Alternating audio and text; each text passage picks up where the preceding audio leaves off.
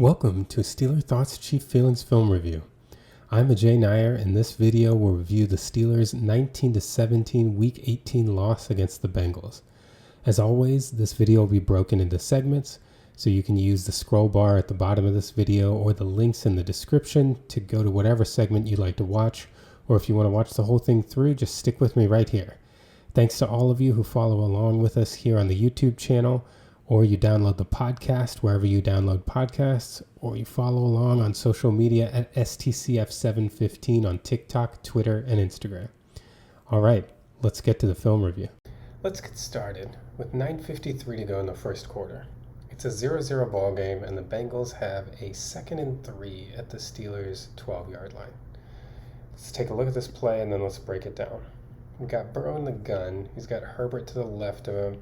Yosivas comes on motion to the right. Burrow takes the snap and throws a quick strike touchdown to Jamar Chase. So let's break down what happened. So first of all, the Bengals come out in 11 personnel. They've got one running back, Herbert, and their tight end is over here. And they've got 3 wide receivers. They start out with Chase and I don't know if it's Yosivas, I believe is what they were saying on the broadcast. Yosivas in the slot over here, and they've got Higgins over here on the right. So if you look at what the Steelers are doing, the Steelers are manned up here. We've got Trice manned up on Jamar Chase, and they seem to intentionally be putting Joey Porter on T. Higgins. The way that they kind of show things here, it looks like Elliott is manned up on the tight end. It looks like Fitzpatrick might be a single high safety, and you've got Sutton manned up on Yosivas. In that case, the appearance would be that you're probably going to have one of Queen or Roberts responsible for the running back, and the other person would be like an underneath robber.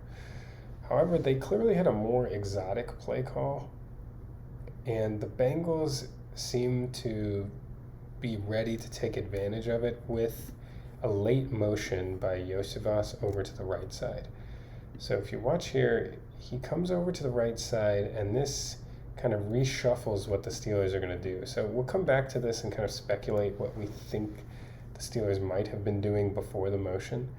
But they rotate into, and you see how much they're having to communicate here to try to make sure everybody knows their roles and responsibilities. But it forces Minkah Fitzpatrick to come over. He's going to be the one that mans up over here and completely vacates the middle of the field entirely, leaving Chase one-on-one with Trice, which is what the Bengals clearly were trying to do here. So whatever they knew the Steelers were going to do, they felt that this late motion could help isolate Chase, and that's exactly what it did. So what the Steelers end up doing is they blitz Sutton. Roberts, I think, is responsible for the running back, but as he sees the running back coming in to pressure, he also blitzes. So they've got no underneath robber defender whatsoever, and they're man-to-man here. Patrick Queen comes to man up the tight end. Minkah has Yosivas. Joey Porter has T. Higgins, and Elliott becomes the deep safety, but he stays up over the top of the bunch. So as you watch this happening, Elliott stays over the top of the bunch. They have no underneath defender because they're blitzing. And so literally there is nobody from here over to help on Chase except Trice. And so you really have a true man-to-man situation here. And I mean, this is just an impossible situation to put Corey Trice in. He's a second-year player that's essentially a rookie because he missed his entire rookie season due to an injury. I mean, this is an impossible situation. Never would you want this situation as a Steelers defensive coordinator, which makes you feel like something happened with the motion that kind of messed with their rules that got them into this position. At the very least, and maybe part of it is because of how quickly after the motion the Bengals snapped it so that Steelers didn't have that much time to adjust. But your guy over the top, I feel like he's got to be shaded at least toward the middle of the field. I mean, the whole point of putting Porter on Higgins is that you're hoping that Porter can kind of neutralize Higgins and not need extra help. So then you'd imagine the extra help would be for Chase, right? I don't know why you'd have a situation where you put your best corner on their second best wide receiver and then also give the help on that side. That doesn't make any sense to me. So you figure that what happened was, as the Bengals shifted and the Steelers had to rotate, they just weren't able to get into a situation where they had the safety up over the top. They had Minka rotate. You almost wonder if they should have changed responsibilities here, had Elliott cover Yoshivas and have Minka stay as the safety, just because I don't see the, you're in a huge loss if you have this position where this is your defender that's closest to Chase besides Corey Trice. I mean, you're going to lose that every single time, and the Steelers did there. Bengals schemed up a touchdown, in my opinion. Now, if we want to speculate on what the Steelers were, like, what if they ran the play from this orientation, what were the Steelers going to do? It's kind of hard to say. I would think, it looks like Roberts is going to, look, he came out wide here. I'm not sure that he even saw. If you look, he's looking here, and then he turns his eyes to his left and starts moving. I'm not sure that he realized that Yoshivas was in motion when he started coming out. So this might have just been what Roberts was going to do. And maybe he noticed that there was no one clearly on top of Sample. Is that what Elliott is gesturing to over here too? That, hey, come over at the top of him? Because I think Roberts' motion is actually independent of what the Bengals are doing here. Now, if you look at Sutton and you look at Fitzpatrick, they are moving in response to Yoshivas. So Fitzpatrick knows he's going to go and cover him now that he's moved there. So that there are two thoughts. Maybe Sutton was going to blitz, and you just have Fitzpatrick manned up here, and it's as simple as that. Then the idea is why, like, Roberts seems like he's responsible for the running back. So are they just trying to disguise that, make it seem like the tight end is covered, or was Roberts supposed to be over here anyway? Because it looks like Roberts shifted to come over the tight end, but he was going to blitz anyway, and then Queen is going to cover the tight end. So it's possible their responsibilities didn't change whatsoever. They were going to have Fitzpatrick here. They were going to blitz. They were going to have Queen come over and take the tight end. It's possible nothing changed. But then your question is, I think for appearances, they kept Elliott over here because they wanted the Bengals to think this was a single high safety over the top of Chase. Maybe they thought that would make it less likely for Burrow to look over there. I'm not sure. And that they could get the blitz off. But when it resulted in the shift that moved Fitzpatrick over and we didn't get any kind of rotation over there, you're just giving up free money, and the Bengals took it. Easy touchdown for them. So let's see from the snap here. Burrow takes the snap. Because he doesn't even have anyone to look off. He's probably looking for a safety right here and like, wow, this is easy. This is as sweet of a throwing lane as you can get.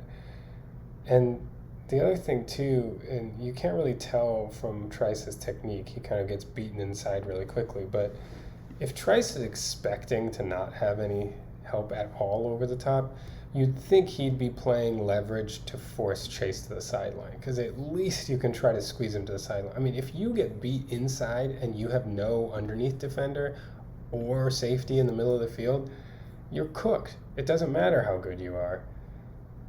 So you would imagine that if Trice knew that this was the scenario, that you're blitzing, so you have nobody underneath, and you have no safety over the top, you'd think he'd try to funnel him to the sideline. Because at least you can try to squeeze him out there. There's less room for him to beat you. Whereas, there's just no hope over the middle. So it's kind of tough to say what was going on there afterward. I think the Steelers were just not anticipating this motion and weren't able to adjust to it. Because it would shock me if this was like the intent of the play, to have Chase one-on-one with nobody on his half of the field. That would seemed pretty ridiculous. In any case, a touchdown for the Bengals, and they really started this game off hot offensively. It looked like they were going to be unstoppable to start. Now we're going to pick things up with 2:16 to go in the first quarter. The Bengals have a 3rd and 6 at the Steelers' 26-yard line. They're currently up 7-0 and have really had 2 drives where they've had no problem moving the ball down the field. They came all the way down, scored a touchdown that we showed you earlier, and then they moved the ball all the way down after a quick Steelers 3-and-out. And here they are with a 3rd and 6 just outside the red zone. Let's run this play once, and then we'll break down what happened. So the Bengals start in the gun. Burrow's got 3 to his left, 1 to the right. He steps back and is hit by Patrick Queen, fumbles the ball, which is recovered by Khalil Herbert, and the Bengals end up in a 4th down. So let's break down what happened here on this play. First of all, Burrow is out here, and he's got 11 personnel. He's got 1 running back, that's Khalil Herbert, and his tight end is Mike Gesicki over here on the right, isolated against Deshaun Elliott. So 1 running back and 1 tight end gets you 11 personnel, and then his 3 wide receivers are all lined up on the left side here. So the Steelers are going to run a cover 1 blitz. They've got 1 deep safety, Minkah Fitzpatrick, so they're going to blitz what would be their underneath defender against on a cover 1, and they're also going to blitz the defender responsible for the running back to keep him in to protect. So they've got nobody besides their single high safety, and then they've got man-to-man coverage across the board. So to combat this, the Bengals do have a couple situations where Burrow can go hot. His kind of clear out route is Higgins here, who's going to go up the sideline. He's going to have Yusivas run an out route here, and then he's got this slot out from Chase, that's a hot route, and then he's got Gesicki running a slant in here, that's another hot route for him. So let's take a look at what happens here. Burrow takes the snap, and then you see Wilson and Queen come and block here. And the initial thing that's a worry for the Bengals is that the guard comes and takes Peyton Wilson, the inside guy, which is frequently done. But there's clearly a miscommunication between the guard and the running back because everybody else is blocked up. Here, they're all blocked up. The guard has a choice between these 2 linebackers because the tackle over here has TJ Watt. And ideally, the guard takes one and the running back takes the other. But what happens is the guard takes Peyton Wilson and so does the running back, which lets Patrick Queen run in free, completely unnecessarily. The Bengals had the men to block this up and didn't block it up correctly. Patrick Queen comes in and is able to hit Burrow and cause a fumble. And so then the question is, with a free rusher, why was Burrow not able to get the ball off? So remember we talked about his 2 hot routes. If you look down here, Gesicki wins immediately on his slant. He's right there. But Burrow's reading this one left to right. So he's got 2 hot route options. He's looking at the one on the left. And he wants the out to Jamar Chase. And look at the coverage from Joey Porter. Porter does a good job jamming Chase, which is essential on these kinds of situations when you're blitzing because that half second can be all you need. And he gets enough time. His jam is enough that Chase takes enough time to get off of him that Queen gets the time to come in and make the hit. So you want to thank someone for that fumble besides the running back and guard confusion and Queen for just being that fast hitting the hole and getting in there. It should be Joey Porter Jr. for his good press coverage on Jamar Chase. Because if Chase is able to come out, this is what Burrow wants. But Chase wasn't able to get off until it was too late, and he gets hit for a sack fumble. Unfortunate for Gesicki and for Burrow that Burrow decided to read this like when you have a free rusher, you basically get one guy that's hot. If he doesn't win, you're kind of in trouble. It's really hard to go 1 to 2 when you've got a free rusher. If he had started over here, he would have had a catch for a first down. He started over here, trusted his, receiver that led the league in receiving yards. And unfortunately, he wasn't able to beat the jam of Joey Porter Jr., so huge tip of the cap to Joey Porter Jr. for helping to cause that sack. Now, we'll take a look at it from this view, and let's really look at the blocking scheme. So really, you're going to have Orlando Brown is going to block Highsmith. You've got the guard blocking here, and the center right there. So this right guard, and you have the right tackle blocking TJ Watt. So the communication is between the right guard and the running back to try to decide which one has Patrick Queen and which one has Peyton Wilson. Typically, what you try to do a lot is we want the inside guys blocked up best, right? Now, sometimes teams trust that they'll just have the guard come out and they'll have the back just stick it right up in the hole. We saw Samaje Perine do that recently when Derwin James blitzed up the middle against the Chiefs. But in this case, watch what happens. Watch why there's a miscommunication. What really happens is the right guard fakes out the running back. Because if you look at the guard, he's kind of hesitating and he looks like he's leaning toward Queen right here, right? You can see it. He's getting that hand out there. He's looking that way. And so what does Herbert do? Herbert sees that, and so he slides inside. So he's watching up here. He sees the guard looking to the right, leaning right. He's like, okay, you got him, I got him. And then at the last second, the guard changes his mind. He fakes out his own running back. And so Herbert's already committed over here, and they just leave Queen completely free. It's interesting. I don't know what happened there, what caused this indecision, but I really put this on the guard here. He's giving every indication to the running back who's watching him, like, I got Queen. And so the running back goes to get Wilson, and he changes his mind. And then Queen comes through and ultimately gets the sack fumble. This was a big play for the Steelers defense because it really looked like the Bengals might go out, really start dominating this game offensively. And they were already up 7-0. It looked like it could be 14-0, but the Steelers got this stop here and ended up holding the Bengals to a field goal, making it a 10-0 game at this point. All right, we now jump ahead to 2 seconds to go in the first quarter. The Steelers, down 10-0, are faced with a 3rd and 11 at their own 36-yard line. So let's run the play that they run, and then we'll talk about it. We've got Wilson in the shotgun. He's got 2 wide to the left, and he's got Freiermuth Pickens to his left and 2 wide to the right. Drops back to throw, throws it deep down the right side, and it's completed to Mike Williams for a huge first down, a big jump start for the Steelers offense that had really been floundering to this point.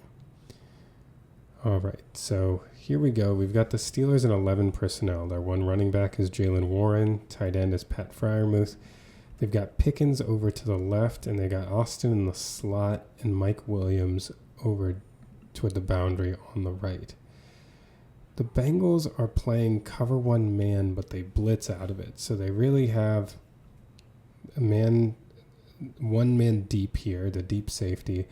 Then they're man-to-man, man-to-man, man-to-man. And then this guy is going to take Freiermuth because they're going to get a blitz from both defenders here. So they're really just trying to hurry up, heat up Wilson, and make him get a quick throw off.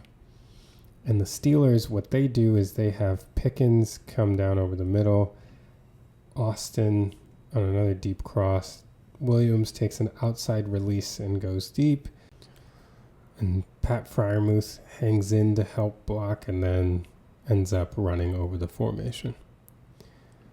So as you see the play develop here, Wilson kind of drops back, hits the back of his drop, and he knows what he's going to do. He's got a safety in the middle of the field. He's got a go route down the sideline with outside leverage. This is kind of Wilson's bread and butter. That deep ball to the outside in particular is what he's very good at. Placing it right down the sideline is what he usually does.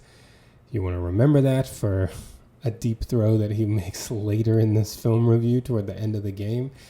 It seems like Wilson just likes that outside leverage deep ball. So the Bengals kind of gave him the look exactly what he wanted. He's got a good jump ball receiver in Mike Williams. And this really jump-started the Steelers' offense. It's a great place throw and a great catch. Good job by Williams controlling his body and getting his feet in. But this throw probably makes it a little clearer why Wilson, at the end of this game, missed Pickens toward the outside and that will be broken down later in this film review, but he misses Pickens toward the outside. But if you look, this is kind of where he throws the ball, and it looks like he kind of went into habit instead of where he should have thrown the ball on that play. This is what he's good at, and this is what he did here. So now we get it from the end zone view. If you look, he kind of looks over and he has what he wants immediately. He's not doing a lot of thinking. He's not doing a lot of reading. Right when he sees, first thing, what does he see? The safety's in the middle of the field. Then he looks over to Williams, sees him running his go down the sideline, and he's like, let's let her rip. Great throw. Look at the placement of this ball. Great throw. Great job by Williams controlling his body. Big first down for the Steelers, who desperately needed it at this point, down 10-0 and having done nothing on offense to this point. We've now got 6:37 to go in the second quarter. The Bengals have a 4th and 1 at the Steelers' 37-yard line, and they're currently still up 10-7. So let's take a look at the play that they run, and then we'll break it down. Got Burrow with 2 to his left, 2 to his right. He's in the shotgun with Herbert back there with him. Takes the snap, and he tries to throw quick, and it's tipped by Cam Heyward, incomplete, and the Bengals turn it over on downs. A huge stop for the Steelers. So let's see what happened on this play. The Bengals come out in 11 personnel. They've got one running back, Herbert, and their tight end is Gesicki right here. That gets you 11 personnel. The wide receivers, they've got Higgins over here, Yosivas in the slot, and then Jamar Chase out on the right. The Steelers are just playing a cover 2 man. They've got 2 deep safeties with deep half responsibilities, and then they're manned up across the board. They got Porter on Higgins. Bishop is here on Gesicki. And it looks like they've got Trice. And then I can't see who that is. That must be Sutton there. That's on Yosivas. And so what the Bengals do to combat this formation, they're just, it's 4th and 1. They're trying to get a quick pass. So what they do is they've got Higgins driving up, Yosivas driving up, and Chase takes an outside release and drives it. They're all kind of just essentially clearing out, taking their men deep. Higgins is trying to create a little bit of traffic here, and then they're going to have Gesicki come out and in and try to get a quick pass for a first down. The back also will come out as that's Queen's person, so that really helps vacate the middle of the field too. So Burrow takes the snap. This is what he wants right here. So you see how Higgins is trying to create a little bit of traffic as he goes up. They're just going to have Gesicki come and go. And this is the one read play. And as you see, he's already there at the first down marker. Burrow's going to try to make a throw here. And Cam Heyward just continues his high-level play this year, manages to get a hand up on this ball and deflect it. The Bengals probably had this here. Gesicki's there. I will say Bishop does a great job closing. So you do wonder, he would have gotten a hit on him, but I don't know that he would have been able to do enough to prevent this pass from being caught. Gesicki has him boxed out. Burrow, if Burrow just gets that throw on target, that's probably a first down. So a huge play from Cam Heyward to tip that ball. And it was one of many big plays that the Steelers defense made to try to keep them in the game. Considering how poorly the offense had played, they had that one good drive, but otherwise had done literally nothing. And how poorly the defense started out in the game, to be in this position down 10-7, get the ball back with time left in the second quarter was a huge spot for the Steelers at this point. Now we can see it from the end zone view, and you watch Cam Heyward's rush. He does what so many smart defenders do, is that once they realize they're not getting penetration, start just following the quarterback's eyes, which he does there, and he gets his hands up and just gets enough of the ball with that big left paw, just gets enough of the ball to deflect it off course. And as you can see, Gesicki's there, and Bishop's going to try to drive, but he's going to have to drive through his body. So you'd think Gesicki would still hold on to this and convert. It's a huge play by Heyward. Gives the ball back to the Steelers. Now we move up a little bit to 5:43 to go in the second quarter. The Steelers got the ball after that turnover on downs. They have got 7 yards in 2 plays and now face a 3rd and 3 to try to keep moving the ball and get down the field and get some points. Potentially even take the lead at this point, which is amazing based on how much their offense had struggled besides that one touchdown drive. So let's run this play. We've got Wilson in the gun. He's got 3 to his left and Jefferson isolated on the right. Drops back. Quick throw to the right to Jefferson, which is knocked down. Incomplete, and the Steelers would ultimately punt the ball back after another 3 and out. So let's take a look at breaking this play down. The Bengals here on this 3rd and 3 are just playing cover 2 man. So we've got deep safety, and then they are manned up across the board. And we've got him looking, sorry, that's not the running back, that's the running back. And so what the Steelers do in this situation, they've got Pickens running a clear out route. Austin runs a post. Freiermuth runs an out route, and they've got Jefferson coming and running a curl, like a hitch route.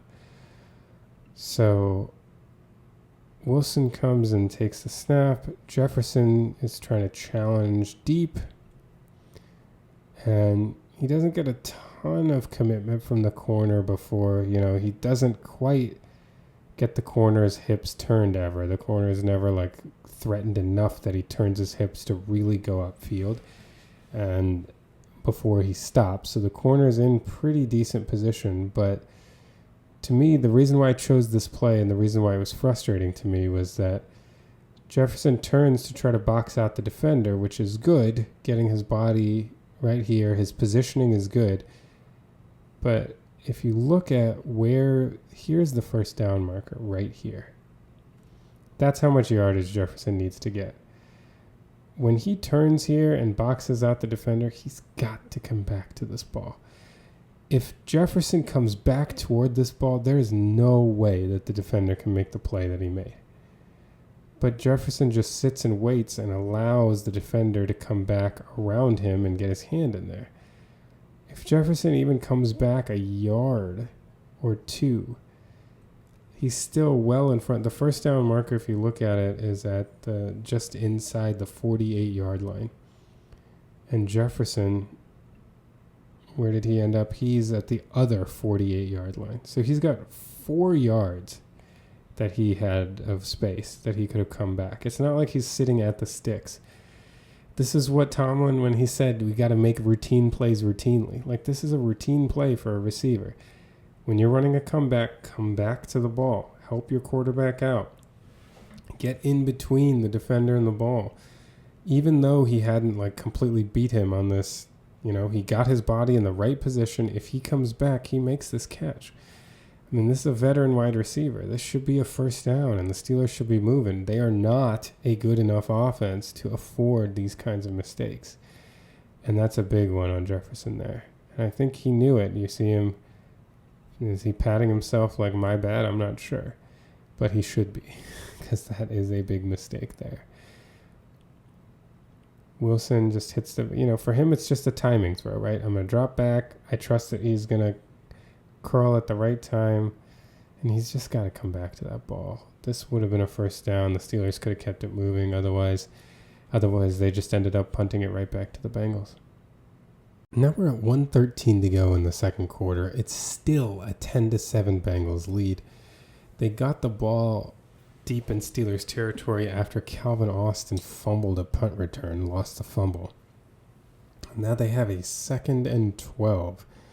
They're at the Steelers' approximately 26-yard line. So let's run this play, and then we'll break down what happened. We've got Joe Burrow taking a shotgun snap, throwing to Chase. The ball is tipped and ultimately intercepted by Beanie Bishop. And the Steelers' defense comes up big again to get them the ball back after being put in another difficult situation. So let's break down what happened on this play. We've got Burrow looking like he's again in 11 personnel, 1 running back. I think this is their tight end. And then the Steelers are kind of doing what the Steelers do a lot. They're running their cover 3. You got a deep safety, you got 2 corners with deep responsibilities, and then everybody else is playing underneath zone. There's Minka right there. So you got 4 zone defenders, underneath 3 deep.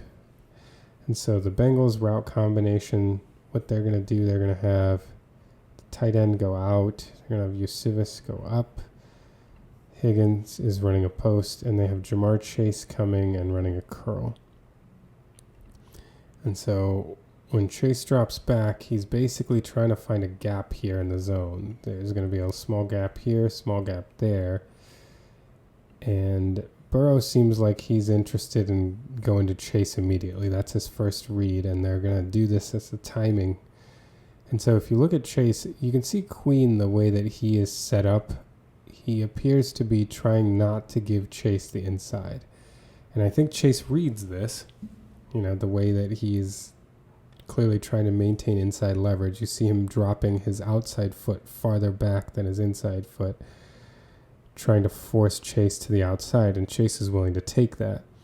But what seems to happen is that Chase, in trying to set him up, initially makes a little bit of an inside move to kind of set him up inside and then go out. And Burrow, if you notice, is ready to throw right at that time. And ultimately Chase goes outside, but the ball comes inside.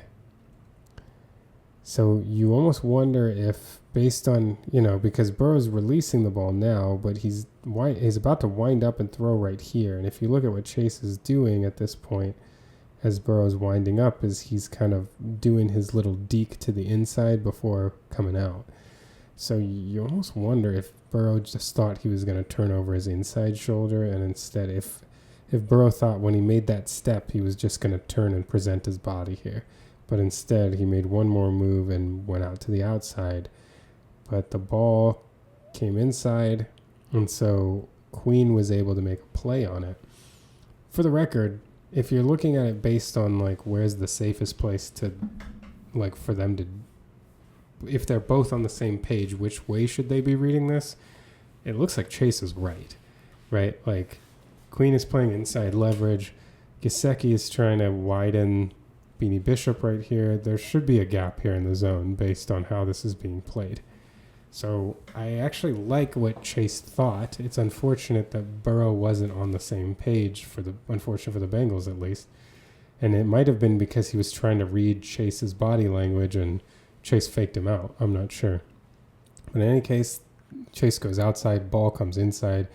Queen manages to get there, get his hands on it, and the ball pops in the air behind them, and Beanie Bishop does a great job cleaning it up, grabbing it before it hits the turf, making a big interception and getting the Steelers the ball.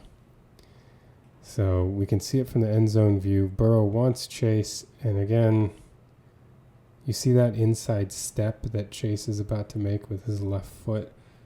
Let's see where Burrow is when he makes that step. See, Burrow's ready to throw. So you almost wonder if he saw that step and thought that then Chase was going to come around that way.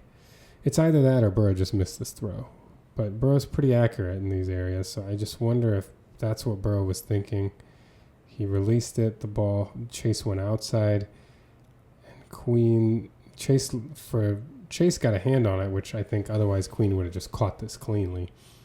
But Queen gets his hand on it too, pops it up, and Bishop manages to get it before it hits the ground, and the Steelers get a big interception. Well, now we move ahead to 31 seconds to go in the second quarter.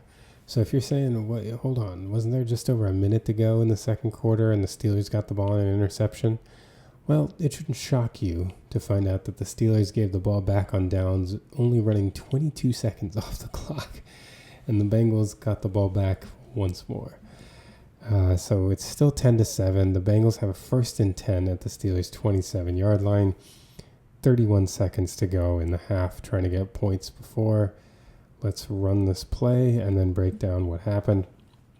Burrow takes the snap here, throws over to his left to T. Higgins, who makes a great catch, gets the Bengals a 1st and goal at the Steelers' 9-yard line. So, what happened on this play? The Bengals again appear to be in 11 personnel. Then we got Chase out to the right. Yosivas in the slot. And they've got T. Higgins here on the left. The one running back is Herbert, one tight end. Looks like Gesicki, so that's what gets you the 11 personnel. the Steelers actually run a cover 2. So, and you see they kind of rotate it over. So here they have Elliott and Fitzpatrick as the safeties. With the way that they're dropping back, it looks like it could be a cover 3 with Porter, Elliott, and who is that over there? Is that Trice being the 3?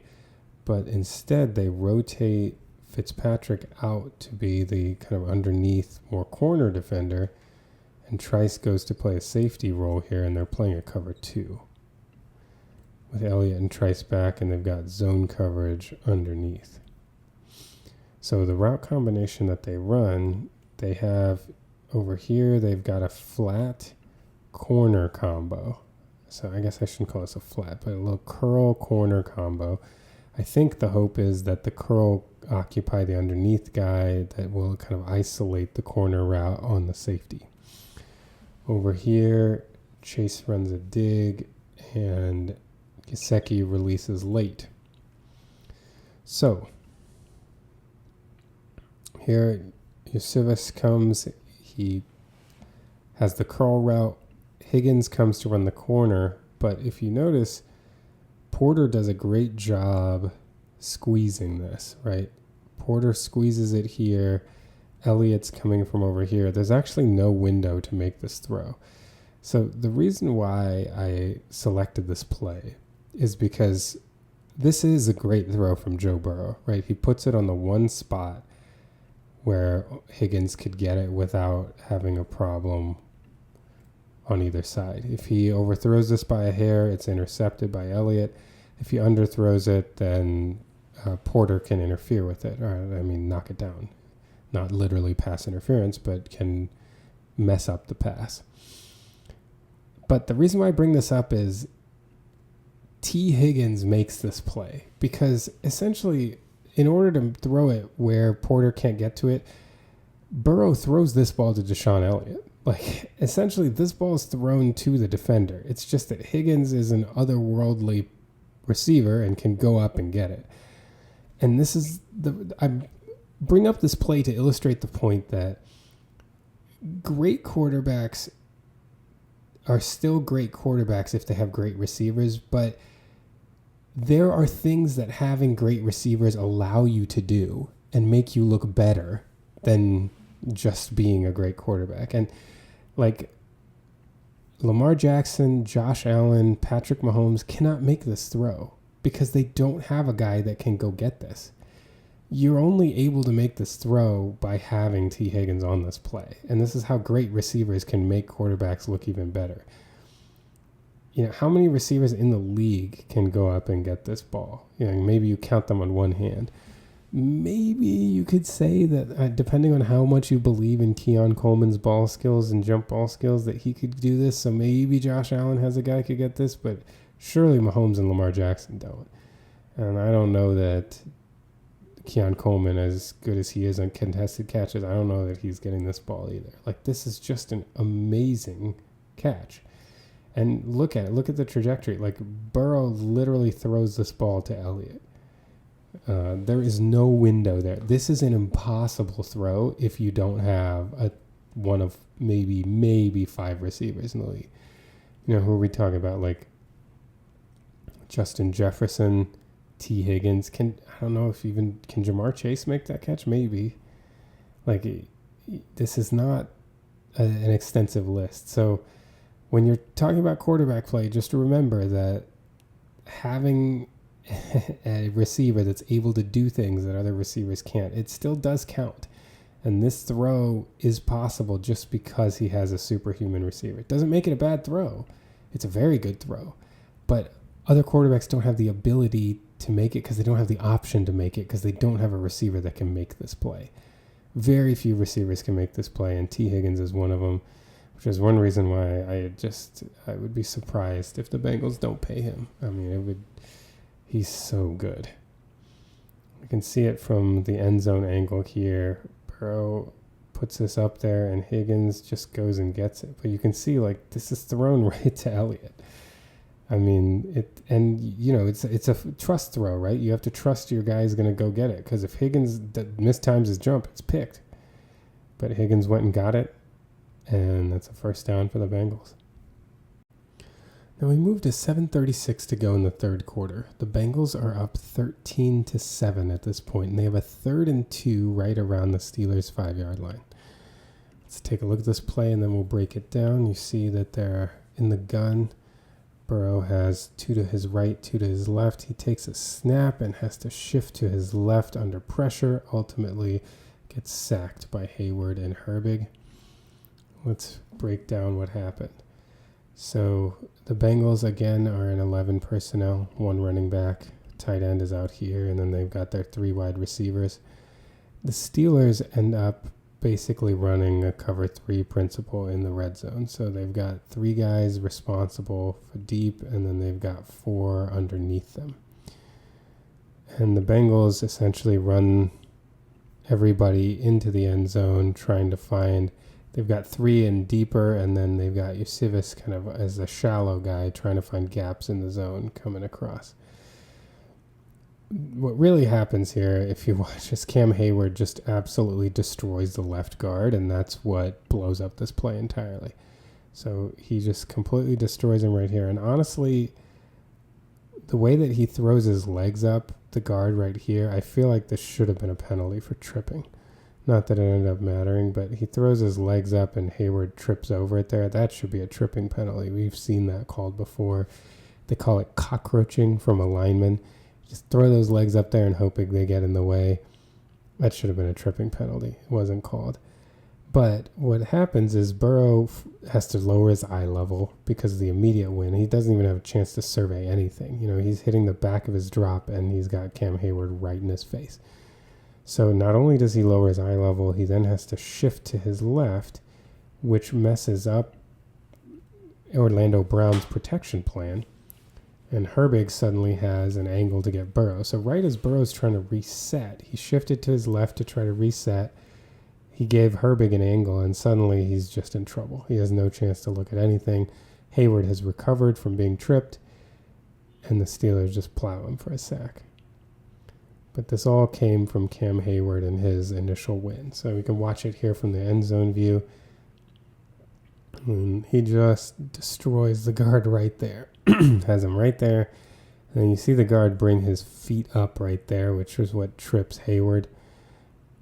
And then you see Burrow having to drop his eyes. He shifts to his left, but then when he drops here trying to survey the field, he unwittingly gives Herbig a straight shot. Orlando Brown doesn't know where he is. So he's ready to protect, Burrow standing in the pocket. He doesn't realize Burrow has gotten outside. There's nothing Brown can do in this situation, and then Burrow just gets taken down for the sack. Another huge stop from the Steelers' defense. They really did more than enough to win this game, holding the Bengals now to having to kick another field goal, this time because of another stellar play from Cam Heyward. Now we move ahead to 8:12 to go in the game. At this point, the Steelers are down 19-7, and they've got a 1st and 10 at the Bengals' 19-yard line. Let's take a look at this play and see what happens. Wilson is in the gun. He's got 2 to the right, 2 to the left. Drops back and hits a wide open Pat Freiermuth going to the sideline. Catches it for a touchdown to bring the Steelers back within 1 possession. This ended up being a somewhat frustrating drive, I think, for Steelers fans because they finally started throwing the ball, being down 2 scores, and suddenly started moving the ball again. As I mentioned on the Steeler Thoughts Chief Feelings podcast this week, when there were 12 first down plays the Steelers ran in what I considered a neutral game situation, and they ran the ball on all 12 of them. Now that they were down 2 scores, the game script dictated the pass, and they moved the ball right down the field and scored a touchdown. So anyway, let's break down what happened on this play. They come out in 11 personnel. The running back is Cordero Patterson, and the tight end is Pat Freiermuth. They've got 3 wide receivers. They've got Jefferson to the right. They've got Austin in the slot on the left, and they've got Pickens all the way out on the left. The Bengals are running quarters coverage, so that means they've got 4 defenders, each responsible for a deep quarter of the field. And the Steelers come out with a great concept to beat quarters. So first on this side, they've got Austin running an in-cut, and they've got Pickens running a post. But the route combination here, and particularly the timing at which it is run on the right side, is perfect. They've got Van Jefferson running a post, and underneath it, they've got Freiermuth running a deep out. And so what I want you to watch in this situation is the point of this route is for Jefferson to take the guy who's responsible for this deep quarter and to get him to follow him inside on the post. And this works really well because the defender, as you see, is trying to keep inside leverage. So he is trying to force Jefferson to the outside.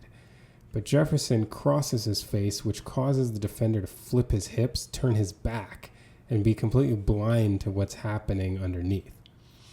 So the timing then is perfect. Right as Jefferson comes across, Freiermuth comes out, so this defender doesn't see it happening, and this defender can't run through the traffic of Jefferson and this defender, which is what leaves Freiermuth wide open. So watch it as you come in. So Jefferson with that little move to the right, do you see that? The defender really wants to keep him outside. He's trying to keep him outside, and you can see that based on how he's positioning himself to maintain inside. He's dropping his outside foot more than his inside foot, and Jefferson sells it to him. This is a great sell right here. He sells outside, and then he comes back in, and watch him spin that corner around. He gets him to flip his hips all the way around, and right at that exact time, Freiermuth comes out. The timing is so important. A well-drawn-up play by Arthur Smith and well-executed by the Steelers. And Jefferson coming through ends up getting a nice natural pick, getting in the way of this defender. So the defender, and he does a great job not running into the defender, but the defender has no chance. And this is the guy who's really responsible for that side, but he's spinning to follow Jefferson.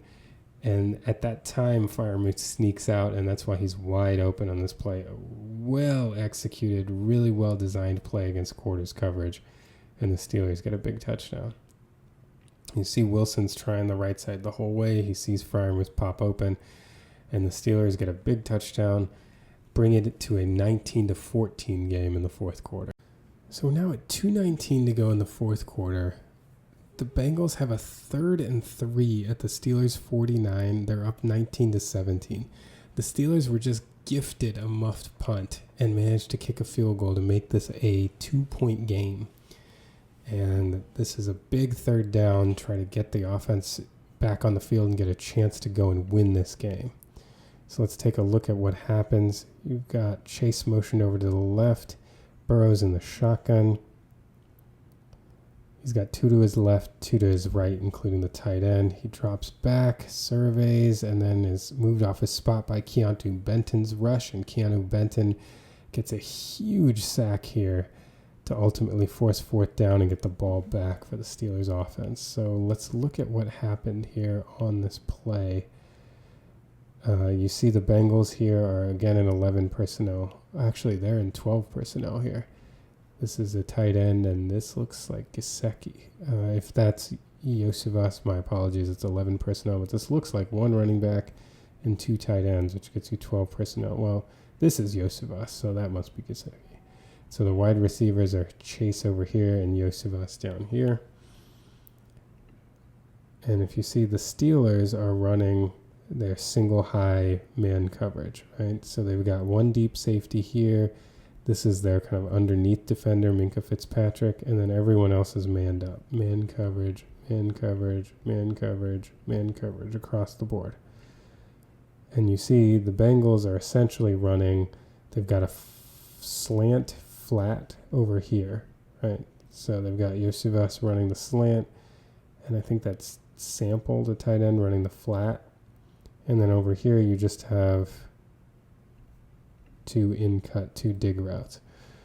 So if you notice, the first thing about this play is initially when Burrow drops back and surveys, he doesn't have anything immediately open. One could argue like maybe you try to fit in a throw right there to Chase, but he, for whatever reason, didn't like it.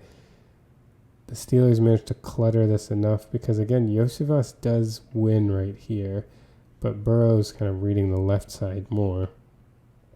But the coverage was sticky enough right here. It was tight enough that Burrow had to hold the ball, because this wasn't a quick win from Benton. If you see, Benton's going up against the guard, he's trying to get inside, and it takes him a good while. Burrow's back, hitch, and then he has to move. So if someone pops open quickly, this sack is not possible. And, there's a throw there. It does kind of look like that throw is there, unless he's really worried about Minkah driving on it. Maybe that's why Burrow wasn't interested in making this throw, because he thought Minkah would drive on it and potentially pick it. So he held it, and then Benton just did enough. He grabs Burrow's hip here, and what it looks like is he grabs Burrow's hip, and then as Burrow's trying to get out, Burrow trips on the ground. But since Benton got him, he touched him on the way down, that is enough to get a sack. I mean, a huge high-effort play. This really would have been like a play of the game kind of play if the Steelers had managed to come back and win this game. So let's see what Burrow was seeing from his perspective. So he drops back. He's looking to his left. It's hard to tell whether he's looking at Gesicki maybe. It kind of looks like he is. He's looking at Gesicki first, who's not open. And then it's hard to say whether he went all the way over to look at Chase. But you do see from this angle, it does look like Minkah would have been able to drive down on that. So that, me calling Chase open over here was probably incorrect.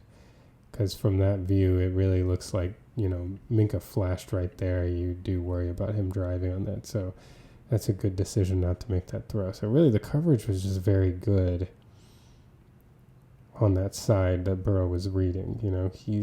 Gesicki's in tight coverage. Essentially Chase is doubled inside outside over there. So, and that was enough. He didn't have that much time. So that's a great, and Benton was definitely held right there. I don't think a flag was thrown, but that's definitely a holding. And Benton gets through, and look at that effort. See, does he clip his leg too? He might have clipped his leg. He definitely got his hip, but, and I think what happened is he grabbed his hip, and then that caused Burrow's leg right there to hit the turf faster than expected, which tripped him. A huge sack, and this would have been an enormous play if the Steelers had been able to. I mean, that is a huge sack. If they had been able to kick a field goal there, this would have been one of those plays that went down as like a big play from the season. So a huge effort play, awesome play from Benton, managing to get him down. Because if Benton hadn't been able to get him down, Burrow still would have had some time to survey. It's not like everything had collapsed there. He would have gotten out. He would have escaped. He probably would have run for the first down. So big play from Benton. Unfortunately, it wasn't able to lead to a Steelers win. All right, let's set the scene here. There are 20 seconds to go in the game. The Steelers are down 2, 19-17. They don't have any timeouts, and it's 3rd and 12 at their own 40-yard line. They've got arguably the best kicker in the game, and they just have to give him a chance to win this game for them. The reason why there are only 20 seconds in the game is because 2 plays ago, Russell Wilson decided to scramble for 4 yards and be tackled in bounds instead of throwing the ball away, and the Steelers didn't use their timeout then, which allowed a lot of time to come off the clock. Then following that play, Russell Wilson was sacked, and so they had to burn their timeout. Now they've got no timeouts left. So let's see what happens on this play. We've got Russell Wilson in the shotgun. He's got 3 wide receivers and then Heath Miller, his tight end. 3 to his left. Pickens is isolated on his right. He takes the snap out of the shotgun, initially looking down the middle of the field, then throws right to Pickens, and they aren't able to connect. Pickens wasn't able to get to it, and this results in a 4th and 12 situation for the Steelers. So let's break down what happened on this play. The Steelers, like we said, they came out in 11 personnel. 11 personnel means 1 running back and 1 tight end, Najee Harris and Pat Freiermuth in this case. The wide receivers are set up like so. Mike Williams and Calvin Austin are over to the left, and Pickens is isolated on the right. The Bengals run a cover 3 concept. So they're going to have a deep safety, then they're going to have their 2 corners drop back. All are responsible for deep thirds. This safety is going to come down, and they're going to have 4 underneath defenders with the 3 deep defenders. And the Steelers run a good concept for this. So let's see, you can see the rotation right before the snap. This safety is the guy that's going to come back deep. So what the Steelers do is they run Calvin Austin on the post, which helps to occupy the safety in the middle of the field. They have Mike Williams run an in-cut here. So again, keeping the attention of this defender and trying not to let him cheat too far over to the side with Pickens. We know the Bengals are going to try to protect the sideline. There are only 20 seconds to go. So what they have Pickens do is they have him running out and up, hoping to confuse the corner to thinking he's just running an out route and then try to beat him deep. Najee Harris just comes and releases to the flat, and he holds the flat defender, and then Pat Freiermuth will chip and then come and run like a little hook route. So let's see this in action. Wilson takes the snap, and you can see the cover 3 shell forming. Deep defender, deep defender, deep defender. Pickens is going to start challenging vertically, and you can see how the corner is protecting the sideline. You see it on this side too, trying to maintain outside leverage, don't get beat outside toward the sideline. Austin comes charging up the middle of the field here to try to occupy the safety. Mike Williams is breaking in here, and this is where Pickens starts his out route. So if you look over here, this is where the out and up happens. Right there, he manages to catch the corner flat-footed right there. The corner thinks he's safe from being beaten deep with the outside move, and then gets beat on the double move. Russell Wilson is throwing the ball right about now. This is when he makes the decision to throw the ball. And as Wilson comes up, if you notice, he's because of the leverage of the corner, right? The corner is really protecting the sideline. So he's not going to allow Pickens to be running this route up the sideline, right? He's trying to prevent the out route. And so because of that, Pickens is going to be running his deep route a little bit inside of the sideline, which makes sense. You're running it out and up and you're trying to beat a defender. You're not going to beat him down the sideline, right? I mean, that would make more sense if you were challenging him inside and then going. Then you might be drifting toward the sideline. When you're challenging him outside and then going up, you're probably not going to be able to beat him to the sideline, because the whole reason you're winning this route is because he thinks you're going to the sideline. He's trying to protect it. And with the game situation, he's going to be protecting the sideline anyway. So Pickens he wins coming down the field, but the throw from Wilson is too far outside. He throws it as if Pickens were running down the sideline, ends up kind of hitting around there. Too far outside, and Pickens is not able to adjust to get to that ball. And honestly, I'm guessing Wilson just missed it, because like we were saying, there's not much logic as to why you would throw it there. With the concept being an out and up, you're not expecting your receiver to be winning down that sideline. You're expecting the defender to commit to the sideline and the receiver to be able to beat him down the field inside of the defender. So I'm guessing Wilson just missed this, and it's a shame, because had this ball been placed just a yard inside, I mean, Pickens makes this catch. He's got him. And honestly, with how turned around the corner was, it's possible that if Pickens makes this catch, he might go for 6. You know, if this ball is placed somewhere over here, Pickens might catch this, and he's fast. Even if he has to slow down for the ball, it's possible that he could outrun the safety. In any case, if he catches the ball right here and he goes down, the ball hit, ultimately they ended up giving the Steelers 15 seconds on the clock. So if he caught this ball and went down, the Steelers have 15 seconds to try to run up and spike this ball to give Boswell a chance to kick a field goal. Really unfortunate that they weren't able to get on the same page. And now you see it here from the end zone view. Wilson here is doing what he's supposed to do, right? He's holding the safety to the middle of the field. Because the other reason, to get back here, the other reason you'd throw this ball to the sideline is if you're trying to keep the ball away from the middle of the field safety. But as you see, he is nowhere in position to try to make this play. There would be nothing wrong with putting this ball on the trajectory that Pickens is going to run. The safety is not going to be able to get there in time. He's too far inside. So that would have been the other reason to throw this ball outside, but that is not the case here. And there are a couple of reasons why the safety is not in position to make this play. One is what we talked about at the beginning. Calvin Austin and Mike Williams are giving the safety something to look at over the middle of the field. He can't just go over the top of Pickens, then you have Austin running free down the middle of the field. And if you look from the end zone view here, Russell Wilson does a good job of staring down the safety. He is looking down the middle to hold that safety, which is precisely what he should do in this situation. But then when he flips back, we pointed out where he is, where Pickens is, when he throws this ball. He's deciding to throw this ball right now.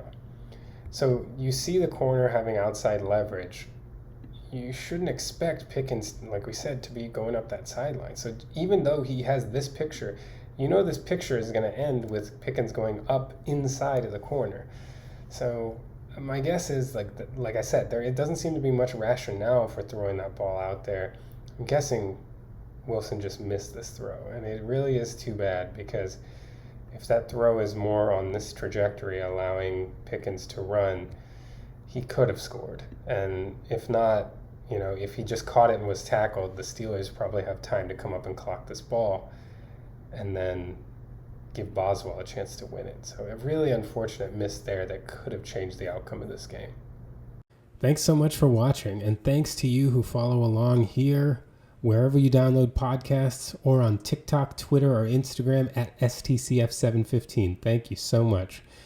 Later this week, we'll have the Steelers-Broncos, or the Chiefs-Broncos film review, I should say. And then we're all looking forward to Wild Card Weekend. The Steelers will play the Ravens.